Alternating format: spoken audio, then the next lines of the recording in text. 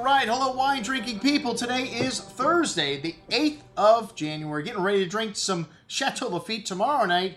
Our Chateau Lafite tasting all the way back to 1893. Wow. I hope that one's good. The bottle looks great, let me tell you. There's no label on it. I think the label wines back then.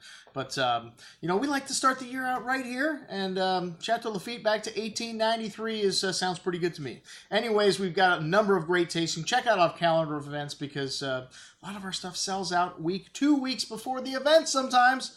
Like our best of tasting, which is already sold out on the 23rd of January. Anyways, a lot of great events. So if you miss one, don't worry. We got a lot more stuff coming up, including great offers like this one on the 2010 vintage whites from Burgundy. And, well, we have the holy trinity here of whites. And Burgundy being, well, I'll say the birthplace of Chardonnay, but this is where the greatest Chardonnay in the world comes from.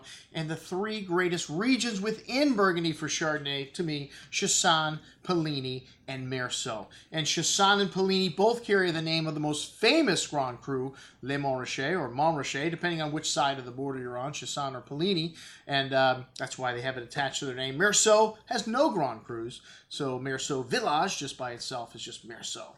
And this is, like I said, the holy trinity, the three greatest villages for whites. You could argue Courton Charlemagne, also one of the greatest whites. Well, it's got one Grand Cru down there for white, Courton Charlemagne. There's four in Pellini and Chassagne, and like I said, Meursault doesn't have any, but some of their premier crus, like Charmes and Perrier, a lot of people would put up there at Grand Cru level. But the Grand Cru whites of Burgundy, the toughest wines to find. There's no Grand Cru whites on this offer. But we have some great premier crus and village wines from this outstanding vintage. What I love about 2010 is the preciseness of these wines. These wines have got fruit, they've got acid, they've got minerality, and they've got everything in perfect balance. Something that comes across only once or twice a decade like this in Burgundy. 2011, not nearly as good for the whites for me. It's a good vintage. It's going to drink young. 2012, very juicy vintage. A great vintage for whites, I think. Maybe not quite as good as 2010. Time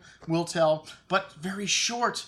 So what's happened in 11 and 12? The prices keep going up. 13, even shorter. So another reason why you want to buy 2010 right now. I bought everything that our distributors had from these great importers like Neil Rosenthal, Chateau and Estates, Kermit Lynch. Anything I can get my hands on, great small producers from 2010, you cannot miss. Hey, we just got a great deal on this Burgundy Chardonnay, the entry-level white from Burgundy, Evening Land. This is a label that was created in California, and they do some work in Burgundy also and in Oregon.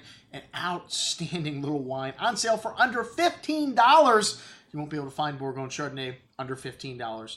From 2013. All right, well, check it out. Everything we've got in the store in the 2010 White Burgundy category. I'm your host, Andrew Lampasoni, signing off for the Wine Watch, saying, remember, always drink the good stuff first.